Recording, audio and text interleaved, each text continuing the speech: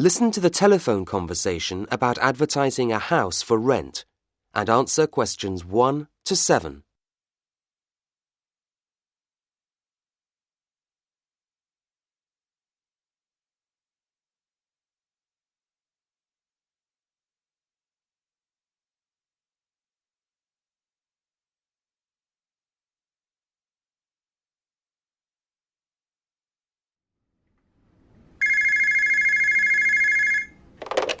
Hi, Bellingham Real Estate Agents. Could you hold, please? Okay. Sorry about that. What can I do for you? Yeah, I'm looking for some tenants for my house, and I was hoping you could advertise it for me. Sure, no problem. Is it here in Vancouver? No, it's just outside in Richmond. Very nice. It's a house, you say? Yes, it's a family house. It's a 2-story, quite modern. Right, and you're wanting to rent out the whole place, that right? No, just 2 rooms are for rent. That's 2 bedrooms, plus the use of the rest of the house. It would really suit a couple of students. Okay. Can you just tell me the address, please? Yeah, sure. It's 3281 Number 1 Road, Richmond. Okay, that's quite a ways out. And how much were you thinking of for these rooms? I thought $700 per room would be a pretty fair price. Is that per month? Sure. Okay. You'd get at least $1,000 if you were in Vancouver. Yeah, I know. Any other costs? Just the cleaner who comes in once a week. Cleaner. Okay. And how much would your tenant have to pay her? Him, actually. It's a guy. And that would be another $30 a month. Okay. And it's nice? I mean, it's got a view and things? Sure, it looks out over the ocean. No garden, but there's lots to look at from the lounge. Okay. And your name is? Peter Trubois. Trubois. Is that B-O-Y-S? No, it's Truboise. Trubois. Nice name. And your address? It's the same one as I just gave you. Fine. As above. Got a phone number you can give me? Sure, I'm calling you from it. It's 604-74106. And a cell? Yep, that's 903-277-3987.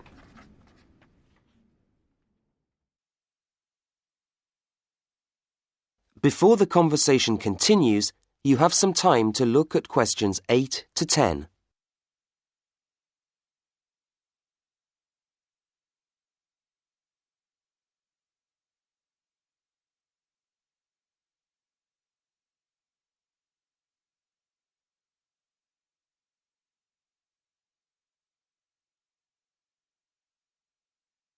Now listen to the next part of the conversation and answer questions 8 to 10.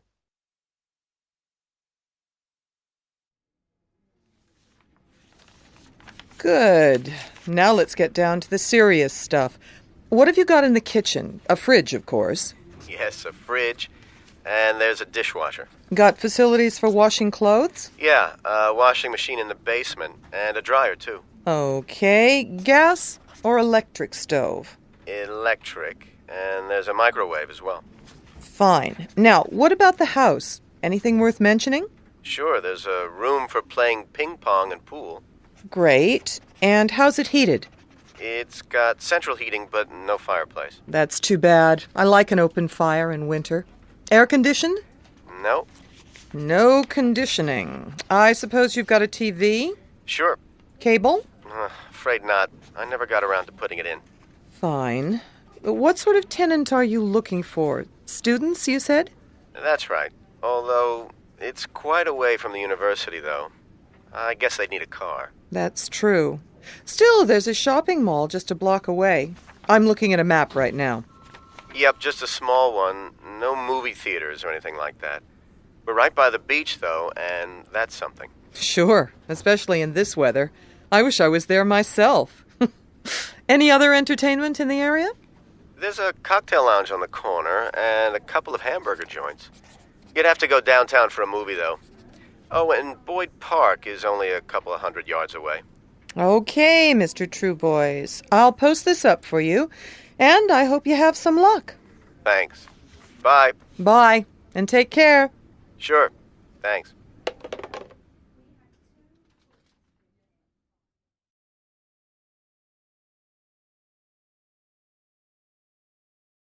That is the end of part 1.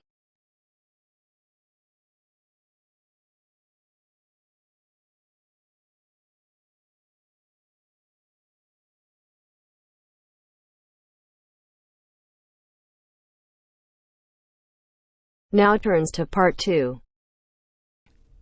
You'll hear an introduction about how to make a resume and apply for a job. First, you have some time to look at questions 11 to 17.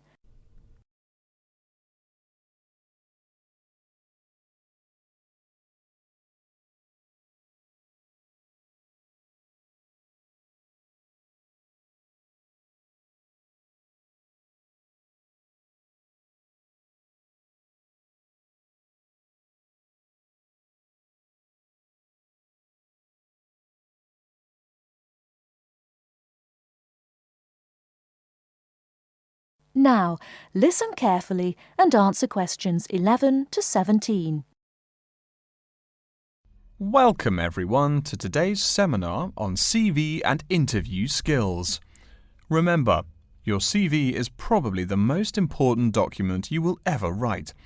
It opens the door to your career, and that job interview is probably the most important meeting you will ever attend. It's like stepping through that open door. So let's roll up our sleeves and get down to work, shall we? First of all, I cannot possibly tell you everything you need to know about writing a resume in the time we have. But let me tell you that there are dozens of great websites on the internet.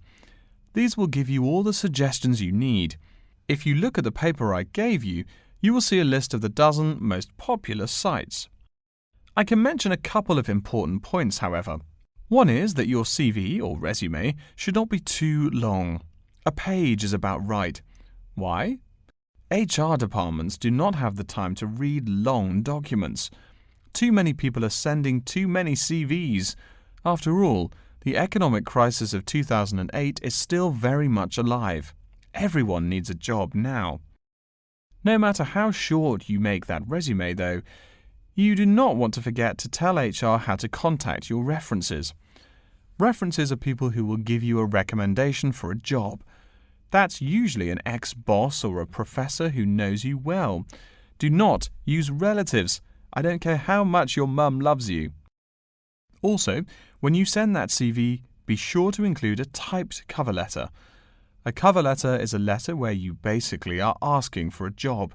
It's like introducing yourself. Make it brief. The real information about you is on that CV of yours, and please make sure the letter is typed. It doesn't matter if your handwriting is beautiful or not. Companies only read typed letters. Another point about CVs is you should try to have an attractive layout. Maybe use different type fonts or colors to highlight the information. Some people include a photo. You can find dozens of examples on the internet. Whatever layout you decide to use, however, avoid all spelling and grammar errors. I used to be an HR manager. If I saw a mistake, that CV went into the garbage.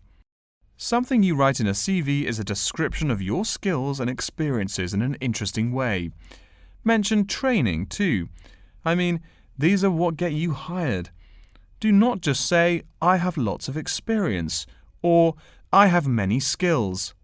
Tell that boss what you did, for what company, and when. Better, tell him how well you did it. Don't just say, I sold houses. Say, I sold £2 million worth of houses in my first year. That is, say something to make the person reading excited and curious. Finally, speaking of CVs, it's sad, but some people actually forget to provide a contact number. That's pretty silly. You wrote a great CV, you have HR dying to meet you, and they don't know how. You forgot your phone number. Oh sure, if you apply online, they have your email address, but you just showed them you're forgetful. Why are they going to want to talk to you after that? Before you hear the rest of the talk, you have some time to look at questions 18 to 20.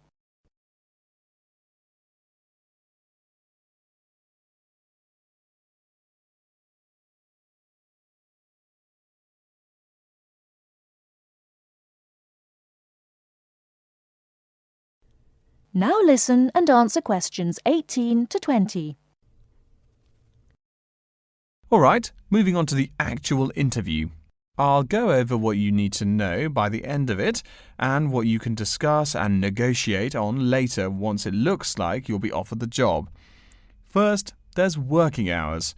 It's not that necessary to hammer out the hours off the bat, especially since it's easy to come off as lazy when the first thing you bring up is how much you're going to have to work.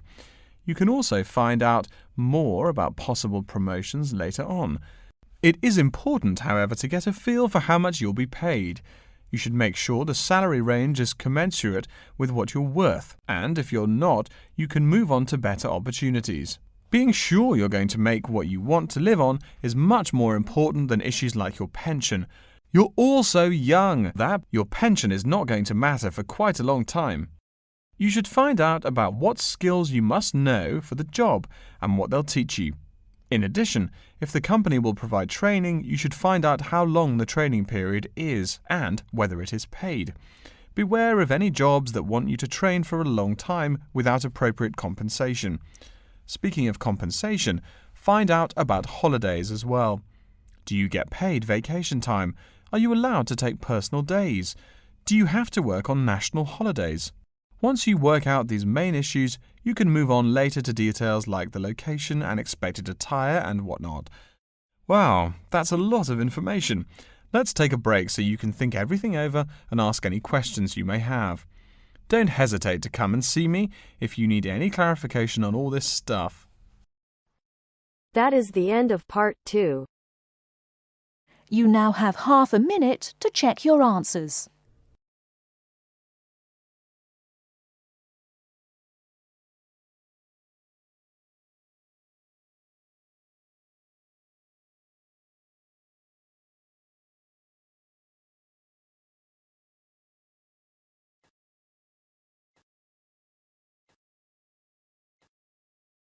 Now turns to part 3.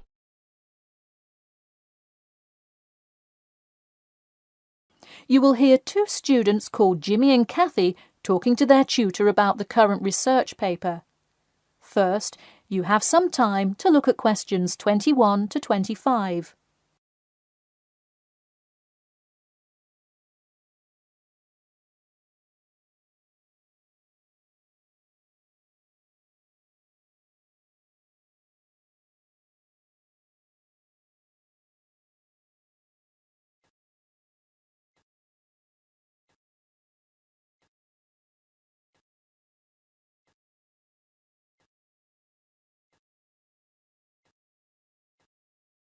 Now, listen carefully and answer questions 21 to 25.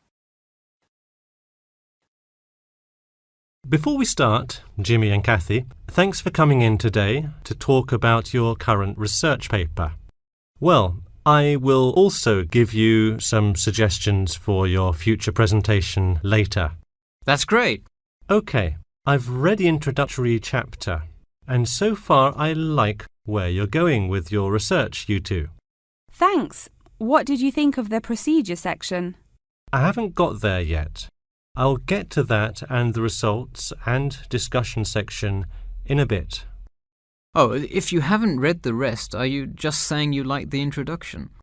No, the layout is really well done. You have each section clearly marked and have the header and footer perfectly formatted. And your title page is right on the money. A lot of students have trouble with that one.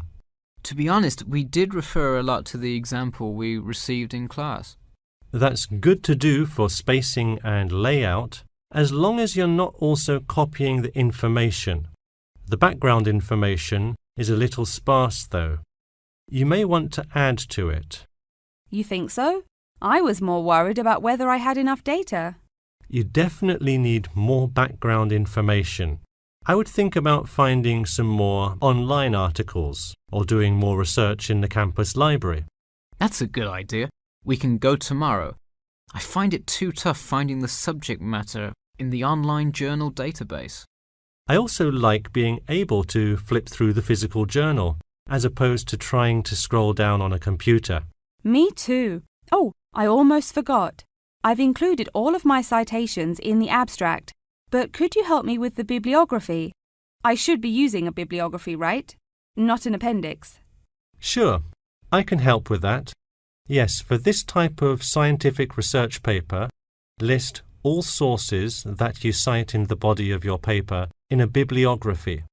Go to the website I gave you last time to see the exact way to list each source. Okay, thanks. I'll do that. We still have a lot of things to fix up. Yeah, but there's a lot of good stuff here to work with. So enough about the paper. How is the presentation going? Well, it's all right. I'm going to go try out the new presentation software while Jimmy's working on the bibliography. Yeah, we are hoping to make an animation of an actual pump, but still have a lot to learn about how to do that. Before you hear the rest of the talk, you have some time to look at questions 26 to 30.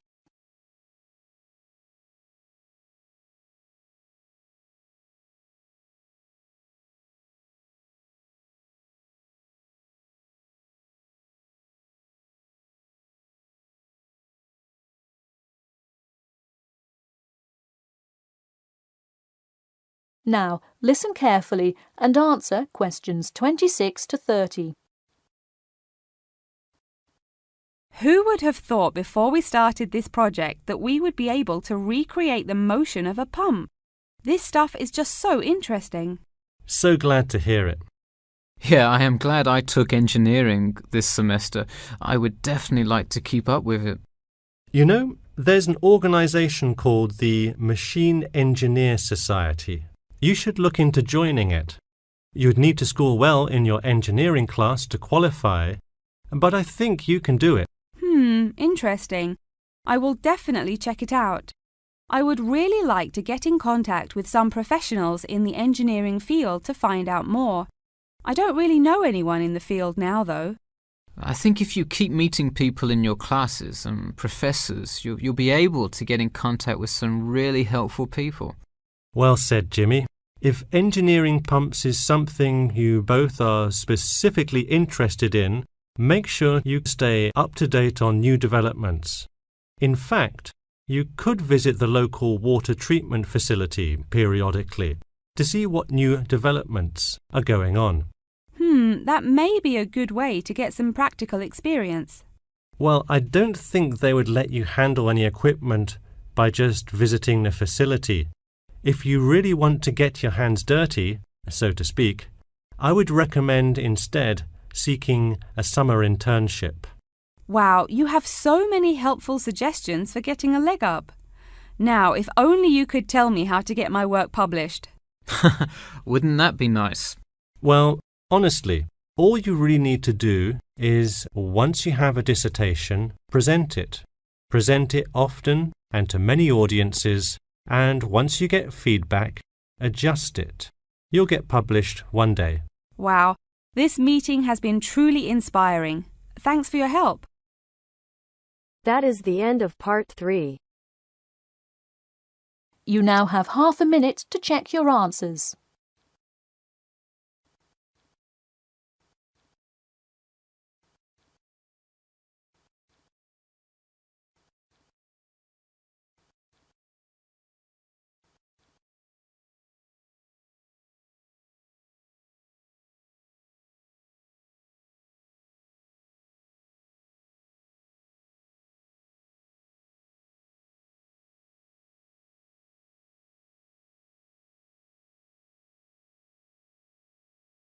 Now turns to part 4.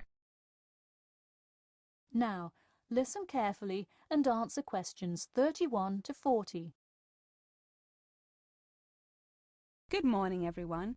In today's lecture, I'm going to talk about the role of sleep in humans and animals. Of all the biological processes in the animal kingdom, sleep is perhaps the most important. A human can survive for almost 2 weeks without eating. But did you know that 1 week without sleep can be fatal? It's even worse for animals, especially for those who must avoid predators. Without sleep, an animal is much less capable of avoiding an attack. This is the case for all animals, whether they are reptiles, mammals, or fish. Let us look now at how different animals sleep, reasons for their ways of rest, and the potential problems they might encounter. In marine life, sleep must be balanced with breathing. For example, the dolphin must float to the surface as it sleeps in order to breathe. Like other large sea mammals, they keep one eye open and one half of the brain awake at all times to maintain some amount of consciousness required to breathe and to watch out for possible threats. They sleep with only one brain hemisphere in slow wave sleep. Birds also have unusual sleeping patterns, mostly due to being constantly on edge in the presence of numerous predators. They usually sleep quite lightly. For example, Swainson's thrush, also called olive-backed thrush, is a medium-sized thrush that takes hundreds of naps during the day, each of which lasts just a few seconds. While migrating, migratory birds tend to function well on micronaps. Horses, on the other hand, do most of their sleeping standing up. Scientists think that horses developed their habit of sleeping upright as a defense mechanism, a way of protecting themselves against predators, and a standing position keeps a horse in a constant state of readiness to race away if danger should approach. Also, horses do occasionally take short naps lying down. Horses are heavy animals with big muscles, but their bones are surprisingly delicate, so lying in one position for a long time could well injure a horse.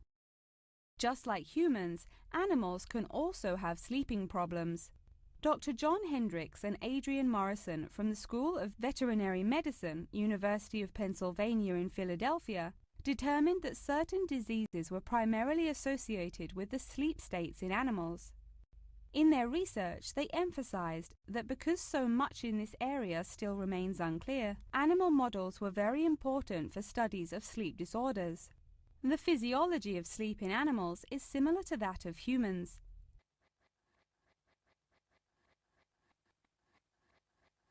But why do we humans sleep? Researchers and scientists believe it helps us organize our memories of the day, that sleep acts as a kind of filing system for the brain. Without it, our thoughts become disorderly and confused, which leads to increased likelihood of accidents and a tendency to say and do bizarre things. Researchers also believe that sleep plays a key role in learning. We sleep so that the brain can integrate new knowledge and form new associations. Because of the similar sleeping pattern to that of humans, rats are often studied in order to increase our knowledge of human physiology. In one study, rats were kept awake for almost 2 weeks and their behavior was observed. Researchers found the sleep-deprived rats could hardly remember anything of what they had been taught that day. For example, one rat had been taught to recognize pictures of various Parisian landmarks in order to receive food. Pressing a button below a picture of the Louvre would result in food being released, and so forth. However, when deprived of sleep, they would press buttons seemingly at random. In addition to rats, the fruit fly, a small insect that feeds and breeds on spoiled fruit, also has been used as a model organism, and thousands of scientists around the world work on it. But why was the fruit fly chosen to be studied? It was for practical reasons. The most important one is that the relationship between fly and human genes is so close that the sequences of newly discovered human genes, including genes that show a susceptibility, can often be matched against their fly counterparts. This provides an indication of the function of the human gene and could help in the development of effective drugs to help people with sleeping disorders.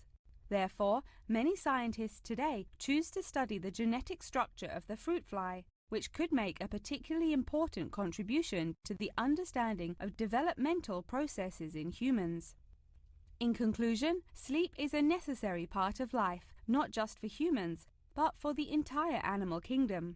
Now, I'd be happy to answer any questions you may have. That is the end of part 4. You now have half a minute to check your answers.